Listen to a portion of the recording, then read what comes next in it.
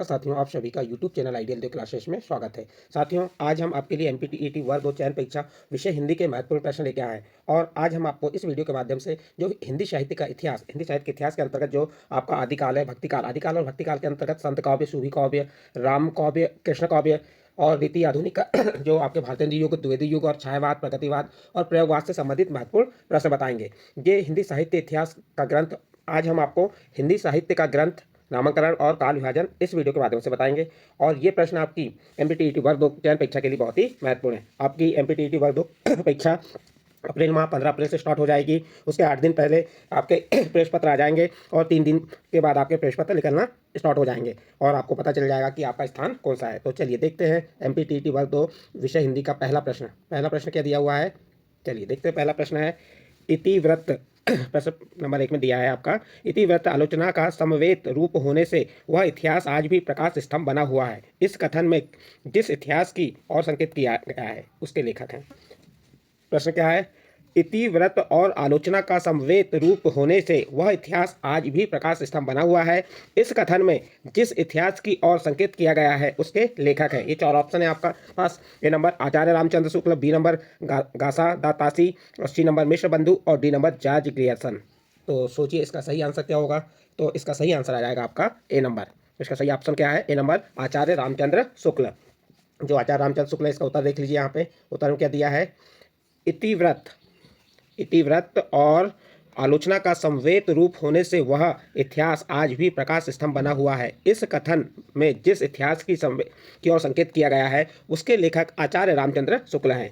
आचार्य रामचंद्र शुक्ल की पुस्तक हिंदी साहित्य का इतिहास, आचार्य रामचंद्र की पुस्तक हिंदी साहित्य का इतिहास कब है, 1929 ईस्वी है, जो शुक्ल जी प्रमुखतः समीक्षक और आलोचक के रूप में प्रसिद्ध हैं। तो देखिए, जो आपका प्रश्न नंबर 1 था, प्रश्न नंबर 1 में पूछा था इतिवृत्त और आलोचना का समवेत रूप होने से वह इतिहास आज भी प्रकाश स्तंभ बना हुआ है। इस कथन में जिस इतिहासकार की ओर संकेत किया गया है वह है आचार्य रामचंद्र शुक्ल। आचार्य रामचंद्र शुक्ल की पुस्तक हिंदी साहित्य का इतिहास कब बनी थी, 1929 ईस्वी में। जो उनकी पुस्तक है हिंदी साहित्य का इतिहास, आचार्य रामचंद्र शुक्ल जी की पुस्तक का नाम क्या है, हिंदी साहित्य का इतिहास। और कब लिखी गई थी ये, 1929 ईस्वी में। और शुक्ल जी प्रमुखतः, जो शुक्ल जी है प्रमुखतः किसके, समीक्षक और एवं आलोचक के रूप में प्रसिद्ध हैं। ये आपका प्रश्न नंबर 1 का उत्तर कंप्लीट हुआ। इसके बाद नेक्स्ट प्रश्न है आपका प्रश्न नंबर 2। चलिए प्रश्न नंबर 2 देखते हैं क्या दिया प्रश्न नंबर 2 में। प्रश्न नंबर 2 है, हिंदी साहित्य के इतिहास में आदिकाल के लिए आधार काल नाम दिया। देखिए, हिंदी साहित्य के इतिहास में आदिकाल के लिए आधार काल नाम दिया। किसने नाम दिया, आधार काल नाम दिया? तो यहाँ 4 ऑप्शन है। ए नंबर डॉक्टर शंकर शुक्ल रसाल ने, B number doctor Shyam Sundar दास ने, सी नंबर चंद्रधर शर्मा गुलेरी ने और D number doctor Mohan Awasthi ने। प्रश्न क्या है, हिंदी साहित्य के इतिहास में आदिकाल के लिए आधार काल नाम दिया। तो इसका सही आंसर आ जाएगा आपका, इसका डी नंबर का ऑप्शन सही होगा, डॉक्टर मोहन अवस्थी ने। हिंदी साहित्य के इतिहास में आदिकाल के लिए आधार काल नाम दिया, किसने दिया? तो इसका सही आंसर आ जाएगा आपका D number, doctor Mohan Awasthi ने। किसने दिया था? डॉक्टर मोहन अवस्थी ने। इसका उत्तर और देख लीजिए। ये दिया है आपको, हिंदी साहित्य के इतिहास में आदिकाल के लिए आधार काल नाम दिया। तो इसका सही आंसर हो गया आपका डॉक्टर मोहन अवस्थी ने। आदिकाल को आधार काल नाम सुमन राजे ने भी दिया है। देखिए, यहाँ पे जो आपको बता दे रहे हैं, हिंदी साहित्य के इतिहास में आदिकाल के लिए आधार काल नाम दिया, किसने दिया? तो ये आपका आंसर हो गया मोहन अवस्थी ने। और आदिकाल को आधार काल नाम सुमन राजे ने भी दिया है। किसने दिया? यहाँ पे सुमन राजे ने भी दिया है। और इसके बाद आपको और कुछ ऐसे नाम बता दे रहे हैं आदिकाल का जिन्होंने नामांकन किया है। तो देखिए यहाँ पे कौन कौन से हैं आदिकाल का नामांकन। एक साइड दे दिया है नाम और एक साइड प्रवक्ता। तो जैसे चारण काल का नाम, चारण काल किसने? जॉर्ज ग्रियर्सन ने। आरंभिक काल को मिश्र बंधु, बिजवानपन काल को आचार्य महावीर प्रसाद द्विवेदी और वीर गाथा काल आचार्य रामचंद्र शुक्ल। और सिद्ध सामत काल, देखिए यहाँ पर सिद्ध सामत काल पंडित राहुल साकत्यायन और वीर काल आचार्य विश्वनाथ प्रसाद मिश्र। संधि काल एवं चारण काल डॉक्टर रामकुमार वर्मा। आदिकाल आचार्य हजारी प्रसाद द्विवेदी। आधार काल सुमन राजे और मोहन अवस्थी। और जयकाल रमाशंकर शुक्ल रसाल। तो ये आपको हमने और नाम बता दिए। कौन से नाम बता दिए कि यहाँ पे देखिए, जो आदिकाल का नामांकन किया गया था उनके नाम और प्रयोक्ता कौन है। तो जैसे आदिकाल का नाम चारण काल का प्रयोक्ता कौन हो गया? George Grierson. आरंभिक काल के कौन हो गए? मिश्र बंधु। बिजवापन काल के आचार्य महावीर प्रसाद द्विवेदी। वीर गाथा काल के आप देखेंगे आचार्य रामचंद्र शुक्ल। सिद्ध सामंत काल के पंडित राहुल साकत्यायन और वीर काल के आचार्य विश्वनाथ प्रसाद मिश्र, और संधि काल एवं चरण काल डॉक्टर रामकुमार वर्मा, आदि काल के आचार्य हजारी प्रसाद द्विवेदी, आधार काल के सुमन राजे और मोहन अवस्थी, और जय काल के रमाशंकर शुक्ल, जिसे रसाल भी कहते हैं। तो इस प्रकार से साथियों आपको मैंने प्रश्न क्रमांक 2 का उत्तर बताया, उसके संबंधित कुछ और प्रश्न बताया जो आपके पेपर के दृष्टिकोण से महत्वपूर्ण है। इसके बाद नेक्स्ट अगला प्रश्न आता है आपका प्रश्न नंबर 3। देखिए प्रश्न नंबर 3 में क्या दिया हुआ है, रामचंद्र शुक्ल का साहित्य इतिहास ग्रंथ हिंदी साहित्य का इतिहास नागरी प्रचारणी सभा से प्रकाशित हिंदी शब्द सागर की भूमिका में किस शीर्षक से लिया गया था। प्रश्न क्या है आपका, रामचंद्र शुक्ल का साहित्य इतिहास ग्रंथ हिंदी साहित्य का इतिहास नागरी प्रचारणी सभा से प्रकाशित हिंदी शब्द सागर की भूमिका में किस शीर्षक से लिया गया। ए नंबर हिंदी साहित्य की भूमिका, बी नंबर हिंदी साहित्य की परंपरा, सी नंबर हिंदी साहित्य का अतीत, और डी नंबर हिंदी साहित्य का विकास। तो इसका सही आंसर क्या हो जाएगा, तो इसका सही आंसर आ जाएगा आपका डी नंबर हिंदी साहित्य का विकास। जो रामचंद्र शुक्ल का साहित्यिक इतिहास ग्रंथ हिंदी साहित्य का इतिहास नागरी प्रचारणी सभा से प्रकाशित हिंदी शब्द सागर की भूमिका में किस शीर्षक से लिया गया था, तो इसका सही आंसर आ जाएगा आपका डी नंबर हिंदी साहित्य का विकास। देखिए इसका डिटेल में आपको थोड़ा बता दे रहे हैं। जो रामचंद्र शुक्ल जी हैं, यह क्या दिया हुआ है, रामचंद्र शुक्ल का साहित्यिक इतिहास ग्रंथ हिंदी साहित्य का इतिहास नागरी प्रचारणी सभा से प्रकाशित हिंदी शब्द सागर की भूमिका के रूप में हिंदी साहित्य का विकास शीर्षक से सन 1929 ईस्वी में प्रकाशित हुआ। देखिए यहाँ पे जो आपसे प्रश्न किया गया था, रामचंद्र शुक्ल का साहित्यिक इतिहास ग्रंथ हिंदी साहित्य का इतिहास नागरी प्रचारणी सभा से प्रकाशित हिंदी शब्द सागर की भूमिका के रूप में किससे, हिंदी साहित्य का विकास शीर्षक से किससे किया गया था, हिंदी साहित्य का विकास शीर्षक से सन 1929 ईस्वी में प्रकाशित हुआ। हिंदी साहित्य की भूमिका 1940 ईस्वी आचार्य हजारी प्रसाद द्विवेदी का अन्य है। देखिए हिंदी साहित्य की भूमिका आचार्य हजारी प्रसाद द्विवेदी का अन्य है। हिंदी साहित्य का अतीत 2 भाग आचार्य विश्वनाथ प्रसाद मिश्र का ग्रंथ है। हिंदी साहित्य का इतिहास आचार्य विश्वनाथ प्रसाद मिश्र का ग्रंथ है। इस प्रकार आपका प्रश्न नंबर 3 कंप्लीट हुआ। इसके बाद नेक्स्ट प्रश्न है आपका प्रश्न नंबर 4। चलिए प्रश्न नंबर 4 में क्या दिया है, प्रश्न नंबर 4 क्या कह रहा है, a dictionary of English and Hindustani के लेखक हैं। प्रश्न है आपका, a dictionary of English and Hindustani के लेखक हैं। A number George Garrison, B number William Browns, C number John Gilchrist, और डी नंबर फ्रेडरिक पिकॉक। तो इसका सही आंसर हो जाएगा आपका सी नंबर जॉन गिलक्राइस्ट। जो a dictionary of English and Hindustani आपका क्या दिया हुआ है यहाँ पे देखिए आप, a dictionary of English and Hindustani के लेखक जॉन गिलक्राइस्ट हैं। जॉन वाइविक गिलक्राइस्ट को सन 1800 ईस्वी में फोर्ट विलियम्स कॉलेज के हिंदुस्तानी विभाग के अध्यक्ष के रूप में नियुक्त किया गया, और a dictionary of English and Hindustani 1787 ईस्वी तथा हिंदुस्तानी ग्रामर 1796 ईस्वी इनकी प्रमुख कृतियाँ हैं। तो साथियों आपका प्रश्न जो था, प्रश्न क्या था, a dictionary of English and Hindustani के पुस्तक हिंदुस्तानी के लेखक हैं। तो आपका सही आंसर क्या हो जाएगा, इसका सी नंबर जॉन गिलक्राइस्ट, और इसका संक्षिप्त में विवरण आपको बता भी दिए। इसके बाद नेक्स्ट प्रश्न आता है आपका प्रश्न नंबर 5। चलिए प्रश्न नंबर 5 क्या है, देखिए निम्न में से कौन सी रचना मिश्र बंधु द्वारा रचित नहीं है। यहाँ आपको 4 रचनाओं के नाम दिए हैं, इनमें से बताना है कि कौन सी रचना मिश्र बंधु द्वारा रचित नहीं है। A number Bundi Waris, B number Bharat Vinay, C number पुष्पांजलि, और डी नंबर पृथ्वी कल्प। तो इसका सही आंसर आ जाएगा डी नंबर पृथ्वी कल्प। जो पृथ्वी कल्प है, कौन सी रचना, पृथ्वी कल्प रचना मिश्र बंधु द्वारा रचित नहीं है। इसके बारे में संक्षिप्त में देखिए यहाँ आंसर में भी आपको हम बताते जा रहे हैं, देख सकते हैं। इसका डी नंबर का ऑप्शन सही होगा। इसमें दिया हुआ है पृथ्वी कल्प मित्र बंधुओं द्वारा रचित नहीं है। पृथ्वी कल्प के रचनाकार गिरजा कुमार माथुर हैं। प्रश्न में पूछा था, क्या पूछा था आपको यहाँ प्रश्न में पूछा था निम्न में से कौन सी रचना मिश्र बंधु द्वारा रचित नहीं है। तो इसका सही आंसर हो गया था आपका डी नंबर पृथ्वी कल्प। पृथ्वी कल्प रचना मिश्र बंधु द्वारा रचित नहीं है। इसका थोड़ा डिटेल बता दे रहे हैं आपको यहाँ पर संक्षिप्त में परिचय। यहाँ पर देखेंगे आप, पृथ्वी कल्प मित्र बंधु द्वारा रचित नहीं है। पृथ्वी कल्प के रचनाकार कौन है, गिरजा कुमार माथुर है। मंजीर, नास और निर्माण, धूप के धान, शिलापंख, चमकीले आदि माथुर जी की काव्य कृतियाँ हैं। देखिए जो पृथ्वी कल्प है किसके द्वारा रचित है, यह रचित है गिरजा कुमार माथुर द्वारा, और इनकी और कुछ काव्य कृतियाँ हैं जैसे मंजीर, नास, निर्माण, धूप के धान, शिलापंख, चमकीले आदि माथुर जी की काव्य कृतियाँ हैं। गिरजा कुमार माथुर तार सप्तक के प्रमुख कवि हैं, और जो गिरजा कुमार माथुर हैं वे किसके, तार सप्तक के प्रमुख कवि हैं। भारत विनय जो पद है, बूंदी वारिस पद, पुष्पांजलि पद में लेख संग्रह, उसके बाद नेत्रों मिलन आदि मिश्र बंधुओं की रचना है। हिंदी साहित्य के इतिहास और समालोचना की दृष्टि से इनकी रचना हिंदी नवरत्न और मित्र बंधु विनोद महत्वपूर्ण है। देखिए जो हिंदी साहित्य के इतिहास और समालोचना की दृष्टि से हिंदी साहित्य के इतिहास और समालोचना की दृष्टि से इनकी रचना, किसकी रचना, माथुर जी की रचना, हिंदी नवरत्न और मित्र बंधु विनोद महत्वपूर्ण है। मित्र बंधु विनोद 4 भागों में विभाजित है। इसमें 5000 के लगभग कवियों एवं लेखकों का परिचयात्मक उल्लेख हुआ है।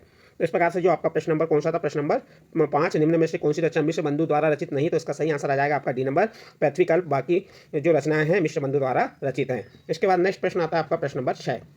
चलिए आपके सामने प्रश्न नंबर 6 पढ़िए। प्रश्न number 6, Asiatic society of Bengal की पत्रिका के विशेषांक के रूप में निकलने वाला हिंदी साहित्य का इतिहास कौन सा है। प्रश्न क्या है आपका, एशियाटिक सोसाइटी ऑफ बंगाल की पत्रिका के विशेषांक के रूप में निकलने वाला हिंदी साहित्य का इतिहास कौन सा है। तो इसका सही आंसर क्या होगा आपका प्रश्न नंबर 6 का, सोचो।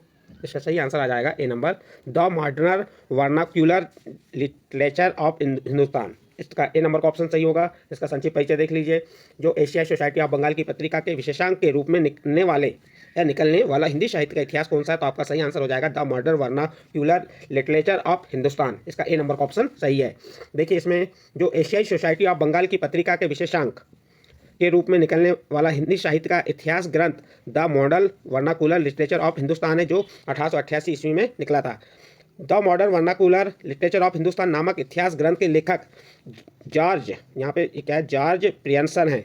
यहाँ पे आप जॉर्ज पढ़ेंगे, इसको वार्ज आया है तो ये क्या है, जॉर्ज पियर्सन है। पियर्सन ने अपने ग्रंथ में 952 कवियों को शामिल किया है। देखिए the modern vernacular literature of Hindustan नामक इतिहास ग्रंथ के लेखक जॉर्ज पियर्सन है। पियर्सन ने अपने ग्रंथ में 952 कवियों को शामिल किया है। डॉक्टर किशोरीलाल गुप्त ने, उसके बाद डॉक्टर किशोरीलाल गुप्त ने the modern vernacular literature of Hindustan का हिंदी साहित्य का प्रथम इतिहास शीर्षक से हिंदी में अनुवाद किया, जिसका प्रकाशन सन 1957 ईस्वी में हुआ। इसके बाद नेक्स्ट प्रश्न है आपका प्रश्न नंबर 7। प्रश्न नंबर 7 में क्या दिया हुआ है, चलिए देखते हैं। प्रश्न नंबर 7, हिंदी काव्य धारा के संग्रहकर्ता साहित्यकार का नाम क्या है। प्रश्न है आपका, हिंदी काव्य धारा के संग्रहकर्ता साहित्यकार का नाम क्या है। तो इसका सही आंसर आ जाएगा आपका बी नंबर, महापंडित राहुल साकन्यान। कौन है इसके, महापंडित राहुल है। तो इसका संक्षिप्त परिचय देखिए। हिंदी काव्य धारा के संग्रहकर्ता साहित्यकार का नाम महापंडित राहुल साकन्यान है। यह एक इतिहास ग्रंथ है। इन्हें यात्रा साहित्य का पितामह कहा जाता है। इनकी प्रमुख यात्रा साहित्य है मेरी लद्दाख यात्रा, मेरी तिब्बत यात्रा, किन्नर देश में, चीन में क्या देखा, रूस में 25 मास। देखिए जो हिंदी काव्य धारा के संग्रहकर्ता साहित्यकार का नाम क्या हो गया, महापंडित राहुल साकन्यान है। यह एक इतिहास ग्रंथ है। इन्हें यात्रा साहित्य का पितामह भी कहा जाता है। इन्हें यात्रा साहित्य का पितामह भी कहा जाता है। और इनकी प्रमुख यात्रा साहित्य हैं, इनके प्रमुख यात्रा साहित्य कौन कौन से हैं, मेरी लद्दाख यात्रा, मेरी तिब्बत यात्रा, किन्नर देश में, चीन में क्या देखा, रूस में 25 मास। इस प्रकार से जो आपका प्रश्न नंबर 7 था, हिंदी काव्य धारा के संग्रहकर्ता साहित्यकार का नाम, तो ये आपका सही आंसर हो गया इसका बी नंबर, महापंडित राहुल, और उसका संक्षिप्त परिचय। इसके बाद नेक्स्ट अगला प्रश्न आता है आपका प्रश्न नंबर 8। चलिए प्रश्न नंबर 8 में क्या दिया हुआ है, इनमें से मैंने 4 ऑप्शन दिए हैं, इनमें से किसने अपने हिंदी साहित्य इतिहास में आदिकाल को संधिकाल तथा चारणकाल नामक 2 उपशीर्षकों में विभाजित किया है। A number doctor Ramshankar Shukla Rasal, doctor Ramshankar Shukla Rasal, B number doctor Ram Khilawan Pandey, C number Ram Kumar Verma, और D number doctor Ganpati Chandra Gupt. तो प्रश्न नंबर 8 का सही आंसर क्या हो जाएगा, तो इसका सही आंसर आ जाएगा आपका C number doctor Ram Kumar Verma. देखिए इसमें जो आपका प्रश्न था, डॉक्टर राम कुमार वर्मा ने अपने हिंदी साहित्य इतिहास में, जो डॉक्टर कौन थे, डॉक्टर रामकुमार वर्मा ने अपने हिंदी साहित्य इतिहास में आदिकाल को संधिकाल तथा चारणकाल नामक 2 उपशीर्षकों में विभाजित किया है। डॉक्टर रामकुमार वर्मा को आधुनिक हिंदी एकांकी का जन्मदाता कहा जाता है। जो डॉक्टर रामकुमार वर्मा है, इन्हें आधुनिक हिंदी एकांकी का क्या कहा जाता है, जन्मदाता कहा जाता है। निम्नलिखित लेखकों एवं उनके द्वारा आदिकाल का नामांकन। इसके बाद आपको मैंने यहाँ पे तो बता दिया, लेकिन और कुछ लेखक हैं और उनके आदिकाल का नामांकन करने वाले और उनके नाम बताएंगे। तो प्रश्न जो था आपका, प्रश्न क्या था, इनमें से किसने हिंदी साहित्य इतिहास में आदिकाल को संधिकाल तथा चारणकाल नामक 2 उपशीर्षकों में विभाजित किया है। तो इसका सही आंसर क्या हो गया था आपका, C number doctor Ramkumar Verma. इसके बाद आदिकाल का नामक, जो निम्नलिखित लेखकों एवं उनके द्वारा आदिकाल का नामांकन। तो देखिए यहाँ पे कुछ लेखकों के नाम है और काल। ये चारण काल के प्रयोक्ता कौन हो गए, जॉर्ज गियर्सन। वीरगाथा काल के कौन हो गए, सुमन राजे। उसके बाद आधार काल के कौन हो गए, आचार्य रामचंद्र शुक्ल। फिर सिद्ध सामंत काल के हो गए राहुल साकन्यान। ठीक है, इस प्रकार से ये उनके क्या है लेखक और उनके द्वारा आदिकाल का नामांकन करने वाले लेखकों के नाम बता दिए। ये आपका प्रश्न कंप्लीट हुआ। नेक्स्ट प्रश्न आता है आपका प्रश्न नंबर 9। प्रश्न नंबर 9 में क्या दिया हुआ है, हिंदी साहित्य का वैज्ञानिक इतिहास के लेखक हैं। प्रश्न है आपका, हिंदी साहित्य का का वैज्ञानिक इतिहास के लेखक हैं? A number Namvar Singh, B number Ramswaroop Chaturvedi, C number Ramkumar Verma और डी नंबर गणपति चंद्र गुप्त। तो इसका सही आंसर आएगा आपका डी नंबर गणपति चंद्र गुप्त। देखिए इसका संक्षिप्त परिचय यहाँ पे दिए हमने। हिंदी साहित्य का वैज्ञानिक इतिहास, जो हिंदी साहित्य का वैज्ञानिक इतिहास, इसके दो भाग हैं। 1965 ईस्वी के लेखक गणपति चंद्र गुप्त हैं। हिंदी साहित्य का वैज्ञानिक इतिहास के लेखक कौन है? गणपति चंद्र गुप्त हैं। उसके बाद देखिए इसका थोड़ा सा आपको संक्षिप्त में जानकारी बता रहे हैं। डॉक्टर रामस्वरूप चतुर्वेदी ने हिंदी साहित्य और संवेदना का विकास नामक इतिहास ग्रंथ लिखा है। और जो डॉक्टर रामस्वरूप चतुर्वेदी ने क्या किया? हिंदी साहित्य और संवेदना का विकास नामक इतिहास ग्रंथ लिखा है। डॉक्टर रामकुमार वर्मा ने हिंदी साहित्य का आलोचनात्मक इतिहास प्रसिद्ध इतिहास ग्रंथ की रचना की है। उसके बाद जो आपका नामवर सिंह ने, देखिए नामवर सिंह ने आधुनिक साहित्य की प्रवृत्तियाँ, दूसरी परंपरा की खोज और आलोचक के मुख से जैसी महत्वपूर्ण आलोचना की कृतियों की रचना की। जॉर्ज गियर्सन द्वारा रचित व modern vernacular literature of Hindustan को सच्चे अर्थों में हिंदी साहित्य का पहला इतिहास ग्रंथ माना गया। तो जो आपका प्रश्न था, प्रश्न क्या था कि हिंदी साहित्य का वैज्ञानिक इतिहास के लेखक हैं, तो इसका सही आंसर हो गया आपका डी नंबर गणपति। और जैसे ये रामस्वरूप चतुर्वेदी ने हिंदी साहित्य और संवेदना का विकास नामक इतिहास ग्रंथ लिखा है। फिर रामकुमार वर्मा, सी नंबर में दिया था रामकुमार वर्मा, तो रामकुमार वर्मा ने हिंदी साहित्य का आलोचनात्मक इतिहास प्रतिष्ठित इतिहास ग्रंथ की रचना की। और आपका ए नंबर था नामवर सिंह, तो नामवर सिंह ने क्या किया था? जो नामवर सिंह थे उन्होंने आधुनिक साहित्य की प्रवृत्तियाँ, दूसरी परंपरा की खोज और आलोचक के मुख से जैसी महत्वपूर्ण आलोचनात्मक कृतियों की रचना की। और यहाँ पे जॉर्ज गियर्सन द्वारा रचित द, यहाँ पे है वह आया है, ये द, इसको आप द पढ़ेंगे। यहाँ पे क्या लिख देंगे आप, या इसको हटा ही दे रहे हैं हम, यहाँ थोड़ी सी कीवर्ड मिस है। यहाँ पे आ जाएगा आपका the modern vernacular literature of Hindustan को सच्चे अर्थों में हिंदी साहित्य का पहला इतिहास ग्रंथ माना जाता है। इस प्रकार से आपका प्रश्न नंबर 9 कंप्लीट होता है। इसके बाद नेक्स्ट प्रश्न आता है आपका प्रश्न नंबर 10। प्रश्न नंबर 10 में क्या दिया है? हिंदी साहित्य का वृहत इतिहास इस इतिहास ग्रंथ का प्रकाशन किया। प्रश्न है आपका प्रश्न नंबर 10 में क्या दिया है? प्रश्न नंबर 10 है आपका, हिंदी साहित्य का वृहत इतिहास इस इतिहास ग्रंथ का प्रकाशन किया था।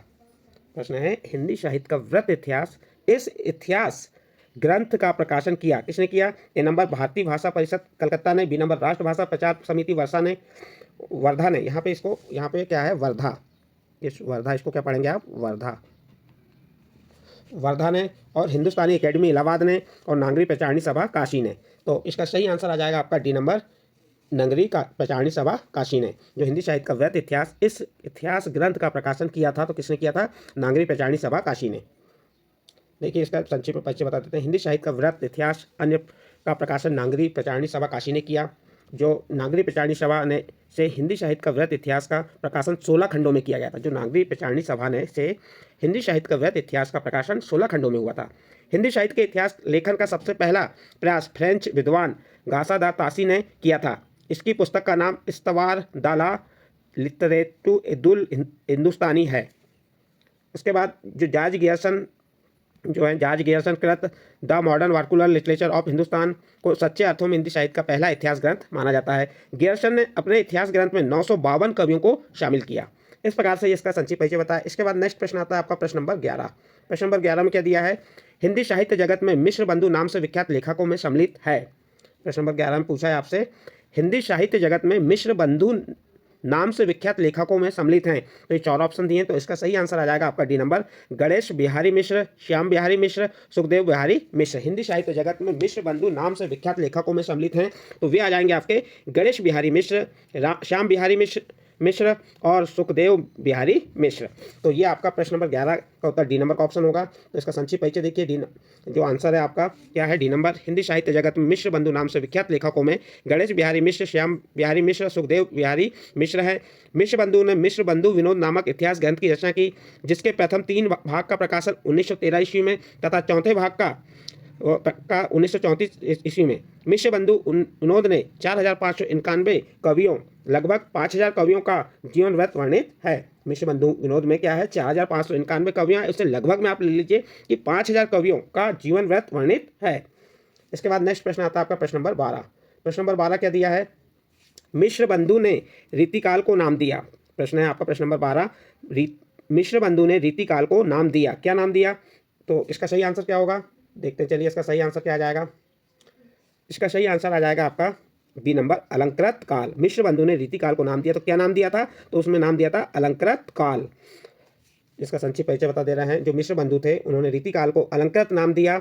आचार्य शुक्ल ने रीति ग्रंथों की प्रचुरता के कारण इसे रीतिकाल नाम दिया। विश्वनाथ प्रसाद मिश्र ने श्रृंगार काल और रमाशंकर शुक्ल ने कलाकाल की संज्ञा प्रदान की। और सामान्यतः 17वीं सदी के मध्य से 19वीं सदी के मध्य तक रीतिकाल की अवधि मानी जाती है।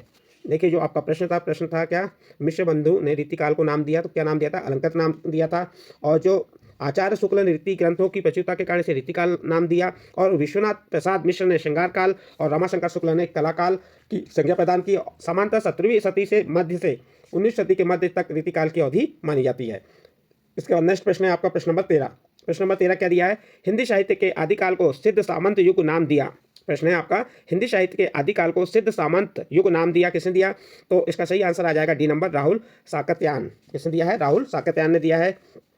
तो इसका संक्षिप्त में देख लीजिए। डी नंबर, इसका सही आंसर आएगा आपका डी नंबर। हिंदी साहित्य के इतिहास को सिद्ध सामंत युग नाम दिया, राहुल साकत्यायन ने दिया। विभिन्न विद्वानों द्वारा आदिकाल का नामकरण इस प्रकार किया है। देखिए यहाँ पे नामकरण दिया हुआ है और विद्वान के नाम दिए हुए हैं। जैसे चारण काल के विद्वान कौन है? George Gierson. विजनपन काल के महावीर प्रसाद द्विवेदी। वीरगाथा काल के आचार्य रामचंद्र शुक्ल। सिद्ध सामंत काल के राहुल साकत्यायन।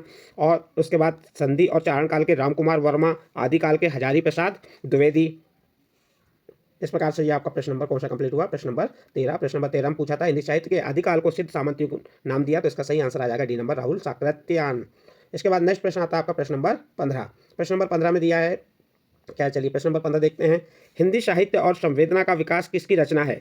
प्रश्न है आपका, हिंदी साहित्य और संवेदना का विकास किसकी रचना है? A number doctor Ramswaroop Chaturvedi. B number doctor Shyam Sundar Das. C number doctor Nagendra. और D number doctor Ramvilas Sharma. तो इसका सही आंसर क्या हो जाएगा? प्रश्न नंबर कौन सा आपका? प्रश्न नंबर 14 का सही आंसर आ जाएगा आपका ए नंबर डॉक्टर रामस्वरूप चतुर्वेदी। हिंदी साहित्य और संवेदना का विकास किसकी रचना है? तो आपका उत्तर हो जाएगा डॉक्टर रामस्वरूप चतुर्वेदी। देखिए इसका सही आंसर ए नंबर है। हिंदी साहित्य इतिहास संबंधी प्रमुख ग्रंथ तथा रचनाकार, जो हिंदी साहित्य के संबंधित प्रमुख ग्रंथ और हैं उनके रचनाकार, जैसे हिंदी साहित्य और संवेदना का विकास कब हुआ था? 1986 में। और जिसके रचनाकार कौन है? डॉक्टर रामस्वरूप चतुर्वेदी। उसके बाद भारतीय साहित्य के इतिहास की समस्याएं, ये 1987। और इसके रचनाकार कौन है? डॉक्टर रामविलास शर्मा। उसके बाद नेक्स्ट आगे चलते हैं। नेक्स्ट दिया है हिंदी साहित्य का विकास 1924 श्याम सुंदर दास। इसके बाद आगे देखते हैं हिंदी साहित्य का इतिहास 1973, इसको डॉक्टर नगेंद्र। हिंदी साहित्य का इतिहास दर्शन, ये डॉक्टर नलिन विलोचन शर्मा। फिर नेक्स्ट है हिंदी साहित्य का विवेचनात्मक इतिहास 1930 ईस्वी, सूर्यकांत साखी। आधुनिक हिंदी साहित्य का इतिहास कृष्ण शंकर शुक्ल। मॉडर्न हिंदी लिटरेचर, इसके रचनाकार कौन है? इंद्रनाथ मदान। इसके बाद हिंदी साहित्य का दूसरा इतिहास जो 1996 ईस्वी में हुआ था, इसके रचनाकार कौन है? बच्चन सिंह। इसके बाद नेक्स्ट आगे चलते हैं राजस्थानी भाषा और साहित्य के रचनाकार कौन है? डॉक्टर मोतीलाल मेनारिया। फिर नेक्स्ट आगे चलते हैं हिंदी साहित्य का वैज्ञानिक इतिहास जो 1965 में प्रकाशित हुआ था, उसके रचनाकार कौन है? डॉक्टर गणपति चंद्र गुप्त। फिर नेक्स्ट है हिंदी साहित्य का आधा इतिहास जो 2003 में प्रकाशित हुआ था, उसके रचनाकार कौन है? सुमन राजे। और फिर नेक्स्ट हिंदी साहित्य का मौखिक इतिहास के रचनाकार कौन हो गए? नीलाभ। तो इस प्रकार से जो आपका प्रश्न था, प्रश्न क्या था आपका? प्रश्न था हिंदी साहित्य और संवेदना का विकास किसकी रचना है? तो वहाँ आपको बता दिए इसका सही आंसर आ जाएगा A number doctor Ramswaroop Chaturvedi. और उससे ही संबंधित कुछ जो हिंदी साहित्य इतिहास संबंधित प्रमुख ग्रंथ और उनके रचनाकारों के नाम आपको हमने बताए। इसके बाद नेक्स्ट प्रश्न आता है आपका प्रश्न नंबर 15। प्रश्न नंबर 15 में दिया है नागरी प्रचारणी सभा द्वारा प्रकाशित हिंदी साहित्य का वृद्ध इतिहास के प्रथम भाग का शीर्षक है। प्रश्नों को समझिए। नागरी प्रचारणी सभा द्वारा प्रकाशित हिंदी साहित्य का वृत्त इतिहास के प्रथम भाग, किसका प्रथम भाग का शीर्षक है? ए नंबर हिंदी भाषा का विकास। बी नंबर हिंदी साहित्य उद्धरण और विकास। सी नंबर हिंदी साहित्य का अभ्युत्थान। और डी नंबर हिंदी साहित्य की पीठिका। तो इसका सही आंसर क्या होगा? तो इसका सही आंसर आ जाएगा डी नंबर हिंदी साहित्य की पीठिका। देखिए इसमें जिसका सही आंसर क्या होगा? आंसर डी नंबर होगा। नागरी प्रचारणी सभा द्वारा प्रकाशित हिंदी साहित्य वृत्त इतिहास के प्रथम भाग का शीर्षक हिंदी साहित्य की पीठिका है। नागरी प्रचारणी सभा वाराणसी द्वारा प्रकाशन क्षेत्र में पूर्ण की गई 3 सबसे बड़ी परियोजनाओं में हिंदी शब्द सागर और हिंदी विश्वकोश के साथ हिंदी साहित्य का वृत्त इतिहास प्रस्तुत करने की परियोजना भी थी, जिसे सभा ने सन 1953 ईस्वी में स्वीकार किया। इसके प्रारंभिक और अंतिम दो खंड साहित्य इतिहास से संबंधित विषयों पर केंद्रित है एवं बीच के कुल 12 खंडों में प्रत्यक्ष हिंदी साहित्य का इतिहास निबद्ध है। इसके प्रथम भाग का शीर्षक हिंदी साहित्य की पीठिका है तथा द्वितीय भाग का शीर्षक हिंदी भाषा का विकास है। देखिए जो आपका प्रश्न था, प्रश्न क्या था? प्रश्न था नागरी प्रचारणी सभा द्वारा प्रकाशित हिंदी साहित्य का वृहद इतिहास के प्रथम भाग का शीर्षक, तो इसका सही आंसर हो गया आपका डी नंबर, हिंदी साहित्य की पीठिका। और जो आपको ये बताई थी इसका संक्षिप्त परिचय आप देखेंगे थोड़ा, नागरी प्रचारणी सभा क्या दिया इसका संक्षिप्त परिचय में, नागरी प्रचारणी सभा द्वारा प्रकाशित हिंदी साहित्य का वृहद इतिहास के प्रथम भाग का शीर्षक हिंदी साहित्य की पीठिका है। नागरी प्रचारणी सभा वाराणसी द्वारा प्रकाशन क्षेत्र में पूर्ण की गई 3 सबसे बड़ी परियोजनाओं में हिंदी शब्द सागर और हिंदी शब्दकोश के साथ हिंदी साहित्य का वृहद इतिहास प्रस्तुत करने की परियोजना थी, जिसे सभा ने सन 1953 ईस्वी में स्वीकार किया। इसके प्रारंभिक एवं अंतिम दो खंड यानी पहला, दूसरा, 15वां एवं 16वां साहित्य इतिहास से संबंधित विषयों पर केंद्रित है एवं बीच के कुल 12 खंडों तीसरे और 14वें में प्रत्यक्ष हिंदी साहित्य का इतिहास निबद्ध है। इसके प्रथम भाग का शीर्षक हिंदी साहित्य की पीठिका है तथा द्वितीय भाग का शीर्षक हिंदी भाषा का विकास है। इस प्रकार आपका ये प्रश्न नंबर 15 का उत्तर कंप्लीट हुआ। नेक्स्ट प्रश्न आता है आपका प्रश्न नंबर 16। प्रश्न नंबर 16 में क्या दिया है? असंगत विकल्प है, तो इसका सही आंसर आ जाएगा आपका बी नंबर, हिंदी साहित्य 20वीं शताब्दी बाबू श्याम सुंदर दास। ये कैसा विकल्प है? असंगत विकल्प है। देखिए हिंदी साहित्य की 20वीं शताब्दी, जो प्रश्न का उत्तर हो गया बी नंबर, हिंदी साहित्य 20वीं शताब्दी बाबू श्याम सुंदर दास विकल्प असंगत है। हिंदी साहित्य 20वीं शताब्दी 1942 ईस्वी में प्रकाशित आचार्य नंद दुलारे वाजपेयी की कहती है। नंद दुलारे वाजपेयी की प्रमुख कृतियां हैं जयशंकर प्रसाद जो 1940 ईस्वी में लिखी गई, दूसरी है आधुनिक साहित्य 1950 ईस्वी में, महाकवि सूरदास 1952 ईस्वी में, रस सिद्धांत 1977, नया साहित्य नए प्रश्न 1955, रीति और शैली 1979, जो ये नंद दुलारे वाजपेयी की प्रमुख कृतियां हैं। जो आपका प्रश्न था, प्रश्न क्या था? यहाँ पे कहा था असंगत विकल्प है, कौन सा असंगत विकल्प है ये पूछा था, तो आपका सही आंसर हो गया बी नंबर, हिंदी साहित्य 20वीं शताब्दी बाबू श्याम सुंदर दास। ये कैसा असंगत विकल्प है? जो हिंदी साहित्य 20वीं शताब्दी है, जो हिंदी साहित्य 20वीं शताब्दी 1942 ईस्वी में प्रकाशित आचार्य नंद दुलारे वाजपेयी की कहती है। और यहाँ पे क्या बताया था आपका? श्याम सुंदर दास की, इसलिए क्या है? असंगत है। और नंद दुलारे वाजपेयी की कुछ और प्रमुख कृतियां बता दिए, कौन कौन सी है? जयशंकर प्रसाद का प्रकाशित हुई थी 1940 ईस्वी में, आधुनिक साहित्य का प्रकाशित हुआ 1950 ईस्वी में, महाकवि सूरदास जी का प्रकाशित हुआ 1952 ईस्वी में, रस सिद्धांत 1977, नया साहित्य नए प्रश्न 1955, रीति और शैली 1979 ईस्वी में। तो इस प्रकार से नंद दुलारे वाजपेयी की प्रमुख कृतियां बता दी। इसके बाद नेक्स्ट प्रश्न आता है आपका प्रश्न नंबर 17। प्रश्न नंबर 17 क्या कह रहा है? काल प्रवृत्ति का निर्णय प्राप्त ग्रंथों की संख्या द्वारा नहीं निर्णित हो सकता, बल्कि उस काल की प्रमुख प्रेरणादायक वस्तु के आधार पर ही हो सकता है। यह कथन किसका है? प्रश्न नंबर 17 में आपसे पूछा है। देखिए प्रश्न नंबर 17 में क्या कहा है? काल प्रवृत्ति का निर्णय प्राप्त ग्रंथों की संख्या द्वारा नहीं निर्णित हो सकता, बल्कि उस काल की प्रमुख प्रेरणादायक वस्तु के आधार पर ही हो सकता है। यह कथन किसका है? तो इसका सही आंसर आ जाएगा बी नंबर, हजारी प्रसाद द्विवेदी। यह कथन किसका है? हजारी प्रसाद द्विवेदी। देखिए यहाँ पे जो आपका प्रश्न था उसका सही आंसर आ जाएगा आपका बी नंबर, काल प्रवृत्ति का निर्णय प्राप्त ग्रंथों की संख्या द्वारा निर्णित नहीं हो सकता, बल्कि उस काल की मुख्य प्रेरणादायक वस्तु के आधार पर ही हो सकता है। यह कथन हजारी प्रसाद द्विवेदी का है। उसके बाद रामचंद्र शुक्ल का कथन क्या है? रामचंद्र शुक्ल के अनुसार जिस काल विभाग के भीतर किसी विशेष ढंग की रचनाओं की प्रचुरता दिखाई पड़ी है वह एक अलग काल माना गया है और उनका नामांकन उन्हीं रचनाओं के स्वरूप के अनुसार किया। फिर इसके बाद नेक्स्ट है काल विभाजन साहित्य। नेक्स्ट महत्वपूर्ण बात है, काल विभाजन साहित्य प्रवृत्तियों की समानता के आधार पर होना चाहिए। कालों का नामांकन यथासंभव मूल चेतना यानी प्रधान प्रवृत्ति को आधार बनाकर करना चाहिए। युगों का सीमांकन मूल प्रवृत्तियों के आरंभ और समापन के अनुसार करना चाहिए। काल की मूल प्रवृत्ति का निर्धारण प्रमुख ग्रंथों के आधार पर करना चाहिए। यह आपका प्रश्न नंबर 17 से संबंधित कुछ महत्वपूर्ण जानकारी बताया। इसके बाद नेक्स्ट प्रश्न आता है आपका प्रश्न नंबर 18। प्रश्न नंबर 18 क्या है? कौन सा विवरण सही नहीं है? प्रश्न नंबर 18 में आपसे कहा है कौन सा विवरण सही नहीं है। यहाँ पे 4 विवरणों के नाम दिए हैं। क्या दिया? गासा दा तासी ने अपने इतिहास ग्रंथ में कवियों को काल क्रमानुसार प्रस्तुत किया, तो इसका सही आंसर आ जाएगा आपका ए नंबर, गासा दा तासी ने अपने इतिहास ग्रंथ में कवियों को काल क्रमानुसार प्रस्तुत किया। यह जो विवरण है सही नहीं है। देखिए इससे संबंधित कुछ जानकारी बता दे रहे हैं क्यों सही नहीं है, तो ये आपका आंसर में हो जाएगा। गासा दा तासी ने अपने इतिहास ग्रंथ में कवियों को काल क्रमानुसार प्रस्तुत किया है। और यहाँ पे क्या था, क्या बताया है? गासा दा तासी ने अपने इतिहास ग्रंथ में कवियों काल क्रमानुसार प्रस्तुत किया है। उपयुक्त विवरण गासा दा तासी के इतिहास ग्रंथ इस्तवादा लिहत तेतु हिंदुस्तान के संबंध में सही नहीं है। गासा दा तासी के ग्रंथ को उर्दू, हिंदी यथा अथवा हिंदुस्तानी साहित्य का सर्वप्रथम इतिहास ग्रंथ माना जाता है। इसका पहला संस्करण 2 भागों में सन 1839 ईस्वी तथा 1847 ईस्वी में वर्णानुक्रम पद्धति में प्रकाशित हुआ। शिव सिंह सेंगर द्वारा रचित 1883 ईस्वी में प्रकाशित पुस्तक शिव सिंह सरोज में 838 कवियों का जीवन चरित्र तथा उनकी कविताओं का उदाहरण दिए गए हैं। तो जो आपका प्रश्न था, प्रश्न नंबर कौन सा 18 का सही आंसर आ जाएगा ए नंबर। गासादा तासी ने अपने इतिहास ग्रंथ में कवियों के काल क्रमानुसार प्रस्तुत किया है, यह जो विवरण सही नहीं है। इसके बाद नेक्स्ट प्रश्न आता है आपका प्रश्न नंबर 19। प्रश्न नंबर 19 में क्या है, इतिहास का इतिवृत्तात्मक लेखन सबसे प्रथम मिश्र बंधुओं के विनोद में पाया जाता है, यह उक्ति किसकी है।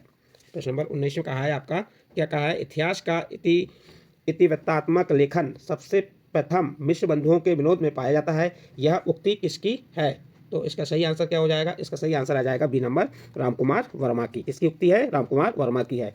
देखिए यहाँ पे जो इसका सही आंसर हो गया बी नंबर, इतिहास का इतिवृत्तात्मक लेखन सबसे पहले मिश्र बंधुओं के मिश्र बंधु विनोद में पाया जाता है, उपयुक्त कथन डॉक्टर रामकुमार वर्मा का है। आचार्य रामचंद्र शुक्ल ने क्या कहा था, मिश्र बंधुओं विनोद को बड़ा भारी कविवृत्त संग्रह तथा मिश्र बंधुओं कौन कौन से श्याम बिहारी, सुखदेव बिहारी तथा गणेश बिहारी को परिश्रमी संकलनकर्ता कहा है। इस प्रकार से ये आपका प्रश्न कंप्लीट हुआ। नेक्स्ट प्रश्न आता है आपका प्रश्न नंबर 20। प्रश्न नंबर 20 में क्या है, मिश्र बंधु, यहाँ पे मिश्र बंधु विनोद के विषय में कौन सा विवरण सही नहीं है। यहाँ पे आएगा मिश्र बंधु विनोद के विषय में कौन सा विवरण सही नहीं है। तो इसका सही आंसर क्या हो जाएगा आपका प्रश्न नंबर 20 का, इसका सही आंसर आ जाएगा डी नंबर, इसके चारों भागों में लगभग 3000 कवियों का विवरण मिलता है, यह जो विवरण सही नहीं है। प्रश्न पूछा था मिश्र बंधु विनोद के विषय में कौन सा विवरण सही नहीं है, तो इसका डी नंबर का ऑप्शन सही होगा। देखिए इसका कौन सा ऑप्शन सही होगा, डी नंबर का ऑप्शन सही होगा। इसके चारों भागों में लगभग 3000 कवियों का विवरण मिलता है। मिश्र बंधु कौन कौन से हैं, गणेश बिहारी, श्याम बिहारी, सुखदेव बिहारी की रचना मिश्र बंधु विनोद के विषय में उपयुक्त विवरण सही नहीं है। मिश्र बंधु विनोद ने 5000 के लगभग कवियों और एवं लेखकों का परिचयात्मक उल्लेख किया है। मिश्र बंधु विनोद के प्रथम 3 भागों का प्रकाशन संस्करण 1970 और चतुर्थ भाग का प्रकाशन 1991 से जो 1934 में हुआ है। ये इसका संक्षिप्त विवरण हो गया। इसके बाद नेक्स्ट प्रश्न आता है आपका प्रश्न नंबर 21। हिंदुस्तानी को सर्वप्रथम हिंदी किस विद्वान ने कहा। प्रश्न क्या है, हिंदुस्तानी को सर्वप्रथम हिंदी किस विद्वान ने कहा। तो इसका सही आंसर आ जाएगा आपका बी नंबर, गिलक्राइस्ट। किसने कहा था, हिंदुस्तानी को सर्वप्रथम हिंदी गिलक्राइस्ट विद्वान ने कहा।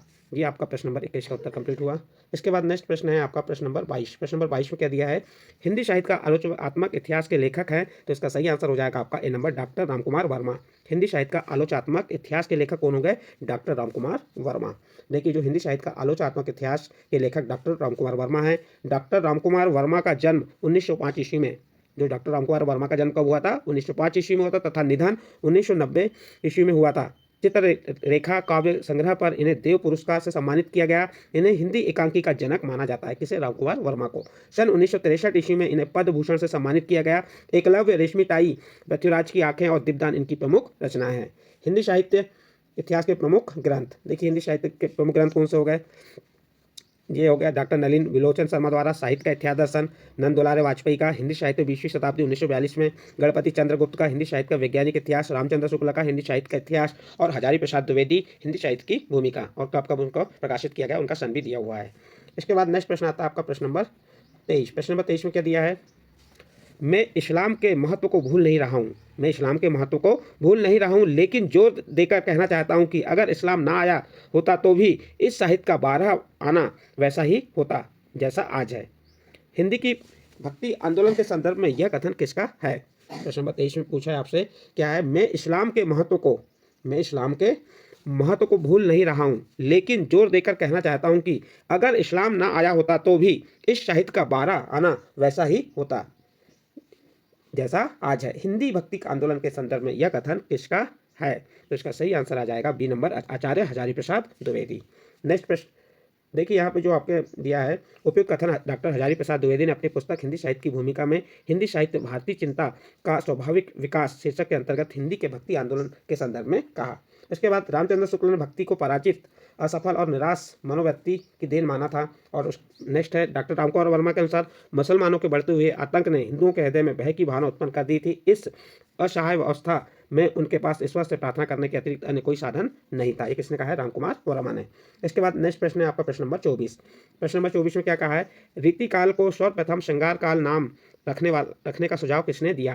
प्रश्न नंबर 24 में पूछा है रीतिकाल को सर्वप्रथम श्रृंगार काल नाम रखने का सुझाव किसने दिया। तो इसका सही आंसर आ जाएगा आपका बी नंबर, आचार्य विश्वनाथ प्रसाद मिश्र ने। किसने दिया था सुझाव, किसने दिया था, तो आचार्य विश्वनाथ प्रसाद मिश्र ने। देखिए जो बी नंबर का इसका ऑप्शन सही होगा। इसमें रीतिकाल को सर्वप्रथम श्रृंगार काल का नाम रखने का सुझाव आचार्य विश्वनाथ प्रसाद मिश्र ने दिया। विभिन्न विद्वानों द्वारा किया गया नामांकन इस प्रकार है। विद्वान और नामांकन देखो, चार्ल्स पियर्सन के द्वारा रीतिकाव्य, मिश्र बंधु द्वारा अलंकृत काल और आचार्य रामचंद्र शुक्ल रीतिकाल, रमाशंकर शुक्ल रसाल कलाकाल। और उसके बाद देखिए यहाँ पे नेक्स्ट है रामचंद्र शुक्ल विश्वनाथ प्रसाद मिश्र श्रृंगार काल। नोट, आयोग ने इस प्रश्न का उत्तर विश्वनाथ प्रसाद मिश्र को माना है। जो आयोग है उसने जो इस प्रश्न का उत्तर, कौन सा प्रश्न था हमारा, ये प्रश्न था कि रीतिकाल को सर्वप्रथम श्रृंगार काल नाम रखने का सुझाव किसने दिया। तो आयोग द्वारा इसको आचार्य विश्वनाथ प्रसाद मिश्र माना है। परंतु आचार्य रामचंद्र शुक्ल ने 1929 ईस्वी में लिखे गए अपने इतिहास ग्रंथ हिंदी साहित्य का इतिहास में कहा है कि रीतिकाल को यदि कोई श्रृंगार काल कहना चाहे तो कह सकता है। इसके बाद नेक्स्ट प्रश्न है आपका प्रश्न नंबर 25। प्रश्न नंबर 25 क्या है, गासा दा ताशी के इतिहास ग्रंथ इस्तवार दा ला लिटरेट्यूर इदुई ए हिंदुस्तानी का दूसरा संस्करण कब प्रकाशित हुआ। तो इसका सही आंसर हो जाएगा आपका सी नंबर 1871 में। कब है, इसका सही आंसर आएगा आपका यहाँ पे सी नंबर। थोड़ा सा ऑप्शन ऊपर नीचे हो गए हैं, एक के बाद सी आ गया है जबकि एक के बाद क्या आना था बी। तो इसका सही आंसर आ जाएगा आपका सी नंबर का ऑप्शन सही है। गासा दा ताशी इतिहास ग्रंथ इस्तवार दा लिटरेचर इदुई हिंदुस्तानी का दूसरा संस्करण 1871 ईस्वी में प्रकाशित हुआ था। इसका प्रकाशन 2 भागों में सन 1839 तथा 1847 ईस्वी में प्रकाशित हुआ। इस ग्रंथ में कुल 738 कवि हैं, जिसमें हिंदी के 72 तथा शेष उर्दू के हैं। हिंदी साहित्य के इतिहास का लेखन का सबसे पहला प्रयास फ्रेंच विद्वान गासा दासी ने किया था। देखिए जो हिंदी साहित्य के इतिहास लेखन का सबसे पहला प्रयास फ्रेंच विद्वान गासा दासी ने किया था। गासा दासी ने अपनी पुस्तक की रचना फ्रेंच भाषा में की। डॉक्टर लक्ष्मी सागर वार्ष्णेय ने ताशी के ग्रंथ का हिंदी अनुवाद हिंदुई साहित्य का इतिहास नाम से प्रकाशित किया। और साथियों इस वीडियो का अंतिम प्रश्न है प्रश्न नंबर 26। प्रश्न नंबर 26 क्या दिया है, रामचंद्र शुक्ल का हिंदी साहित्य के इतिहास पहले किस ग्रंथ की भूमिका के रूप में छपा था। प्रश्न नंबर 26 से पूछा है आपको, क्या पूछा है, रामचंद्र शुक्ल का हिंदी साहित्य का इतिहास पहले किस ग्रंथ की भूमिका के रूप में छपा था। तो इसका सही आंसर आ जाएगा आपका ए नंबर, हिंदी शब्द सागर। इसका सही आंसर क्या होगा, हिंदी शब्द सागर। देखिए जो आपका प्रश्न नंबर 26 का सही आंसर क्या होगा, ए नंबर क्या है इसका संक्षिप्त। देखिए आचार्य रामचंद्र शुक्ल का हिंदी साहित्य का इतिहास पहले हिंदी शब्द सागर की भूमिका के रूप में 1929 ईस्वी में प्रकाशित हुआ। हिंदी साहित्य के अब तक लिखे गए इतिहासों में आचार्य रामचंद्र शुक्ल द्वारा लिखे गए हिंदी साहित्य का इतिहास को सबसे प्रामाणिक तथा व्यवस्थित इतिहास माना जाता है। देखिए इसके बाद आपको कुछ हिंदी साहित्य के प्रमुख ग्रंथ और उनके लेखक के बारे में बता देते हैं। देखिए जो यहाँ पे हिंदी साहित्य का प्रमुख ग्रंथ क्या है, तज़किरा ई उषा सुवारा हिंदी, इसके मौलवी करीमुद्दीन है। भाषा काव्य जो 1873 ईस्वी में लिखा गया था, इसके महेश दत्त शुक्ला हैं। हिंदी साहित्य की भूमिका 1940 हजारी प्रसाद द्विवेदी। हिंदी साहित्य उद्धरण और विकास 1952 हजारी प्रसाद द्विवेदी। हिंदी साहित्य का आदिकाल 1952 ईस्वी में हजारी प्रसाद द्विवेदी। इसके बाद हिंदी साहित्य का वैज्ञानिक इतिहास 1965 में गणपति चंद्र गुप्त, इसके लेखक कौन है, गणपति चंद्र गुप्त हैं। और हिंदी साहित्य संवेदना का विकास के लेखक कौन है, रामस्वरूप चतुर्वेदी। तो इस प्रकार से जो हिंदी साहित्य इतिहास के प्रमुख ग्रंथ और उनके लेखकों के नाम आपको बताए। साथियों हमने आपको इस वीडियो के माध्यम से जो एमपीटीईटी वर्ग 2 परीक्षा हिंदी साहित्य का इतिहास से संबंधित जो कुछ क्या थे आपके साहित्य ग्रंथ नामांकन और काल विभाजन से संबंधित महत्वपूर्ण प्रश्न बताए। ये और इसके बाद आने वाली वीडियो में इसी प्रकार के और प्रश्न आपको बताएंगे। यदि ये प्रश्न आपको अच्छे लगे हों तो आप हमारे चैनल आइडियल देव क्लासेस को सब्सक्राइब कीजिए, लाइक कीजिए और इस वीडियो को अन्य ग्रुप में शेयर जरूर कीजिए। ठीक है साथियों।